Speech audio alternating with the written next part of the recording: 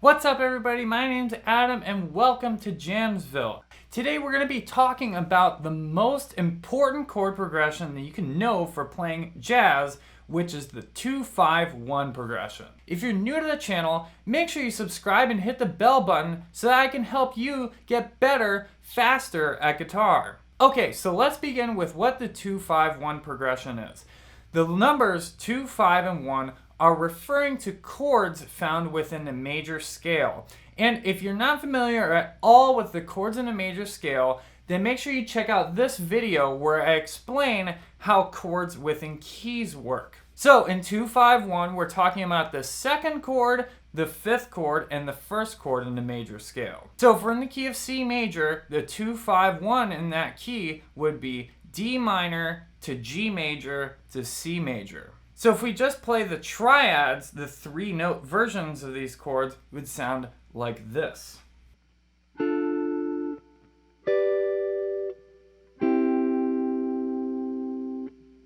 Now that sounds really basic just because it's only triads, 3 notes in each chord. So in jazz, usually we add a 7th to each chord.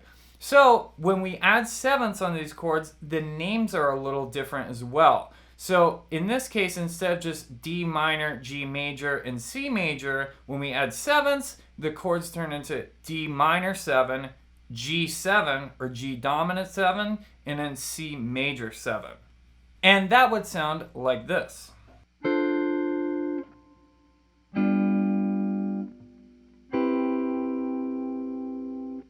Now I'm going to show you a really cool trick that's going to allow you to play chord voicings that sound really nice for this 2-5-1 progression in any key, even if you're not super familiar with all the notes in each key. It involves playing something called shell voicings. Now a shell voicing is when we take a 7th chord and we actually remove the 5th from that chord. And the reason we remove the 5th is because the 5th is actually the least important note. It doesn't give us too much information about that chord. The 3rds, 7ths, and roots, however, give us a lot of information about the chord. So we can play a 2-5-1 progression with these shell voicings starting from the 5th string like this.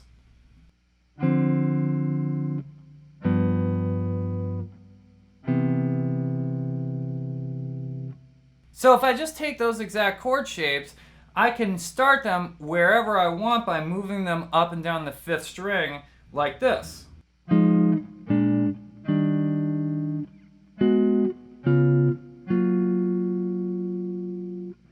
And play a 2-5-1 in any key I want. Now the most important thing to take these chord shapes and being able to play them in any key is super easy. So we know that the 2 chord is 1 whole step above the 1 chord. So the bass note D is 1 whole step above C. Again, that's 2 to 1.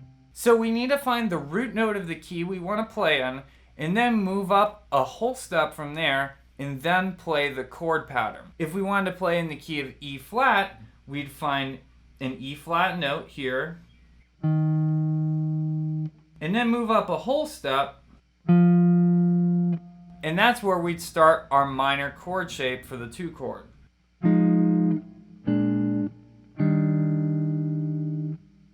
Now, there's one other version of these shell voicings that starts on the 6th string, and I'll show you that now.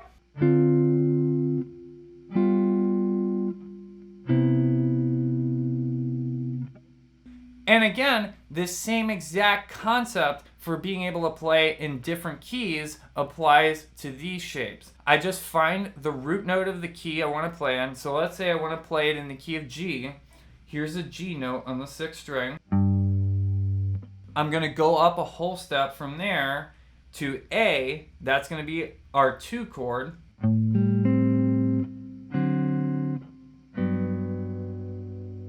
So one other thing that you need to understand about the 2-5-1 progression is something called voice leading. Now, I told you that the thirds and sevenths are super important notes in the chords, and that's why we use this concept of shell voicings, where we remove the fifth.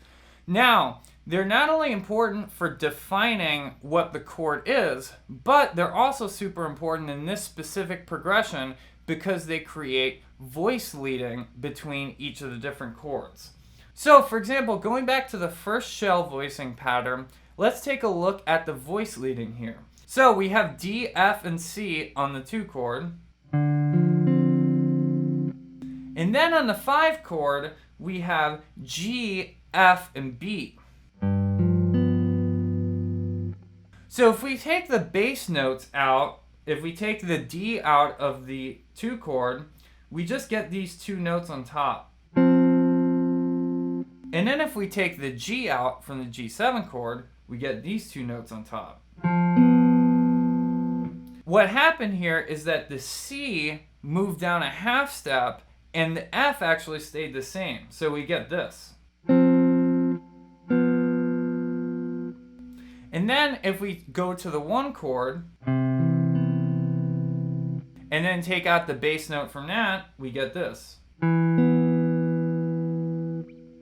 So without the bass notes, this is what the 2-5-1 sounds like.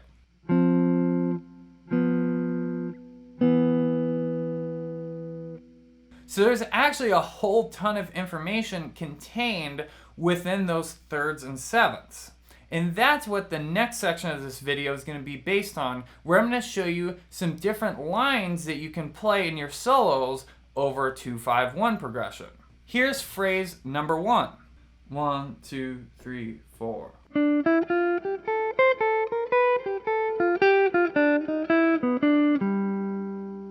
So the main thing that's going on in this line, and that's going to be happening in the other phrases that I'm going to show you, is that we're targeting the third of each chord.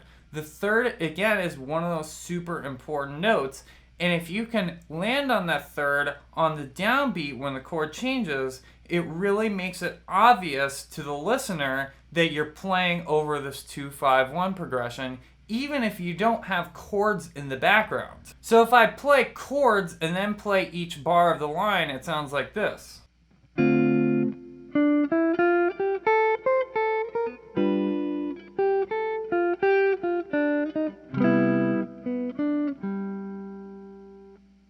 So each of those notes that landed on the downbeat fits in that chord perfectly because it's the third. Here's phrase number 2. 1, 2, 3, 4. So you'll notice that this phrase is a lot shorter than the last one. In the last one, each chord got 4 beats all to itself. But in this one, the chords only got 2 beats each, like this. 1, 2, 3, 4. The reason for that is that you see this a lot of times in songs where the 2-5-1 either gets a whole measure for each chord or it gets a half a measure for each chord, which is like a much faster 2-5-1.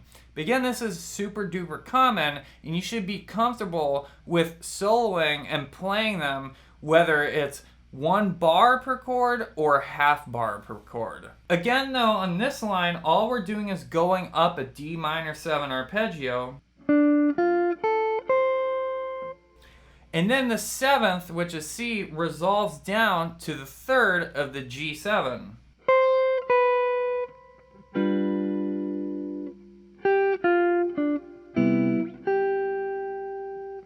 And then again, we land on the 3rd of the 1 chord, right on the downbeat. Here's phrase number 3. 1, 2, 3, 4.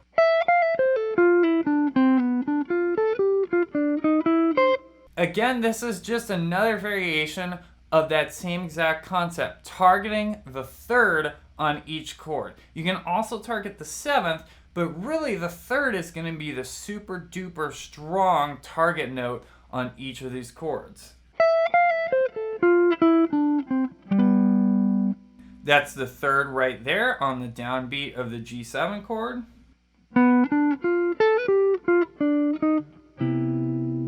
And that's the 3rd right there in the downbeat of the C major 7 chord. And here's phrase number 4. 1, 2, 3, 4.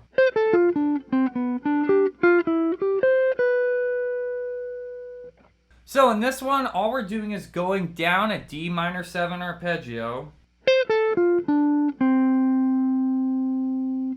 And then we're leading straight from the 7th of that D minor 7 arpeggio into the 3rd of the 5 chord. And then we're just moving up a G major arpeggio, then to the flat 7, and then resolving to the 3rd of the 1 chord.